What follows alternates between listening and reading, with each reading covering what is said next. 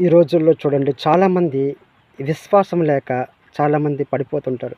ఎందుకంటే క్రైస్తవులకి ముఖ్యమైనది ఇంపార్టెంట్ ఏంటంటే విశ్వాసం. విశ్వాసం లేకపోతే క్రైస్తవ జీవితము వ్యర్థమండి. ఎందుకంటే మనం భక్తి చేసేటప్పుడు విశ్వాసం చాలా ఇంపార్టెంటు. అందుకే దేవుని వాక్యం ఏం సెలవిస్తుందంటే రోమియోలకు వ్రాసిన పత్రిక 8వ అధ్యాయము 14వ వచనము. దేవుని ఆత్మచేత ఎందరు నడిపింపబడుదురో వారందరూ దేవుని కుమారులై యుందురు.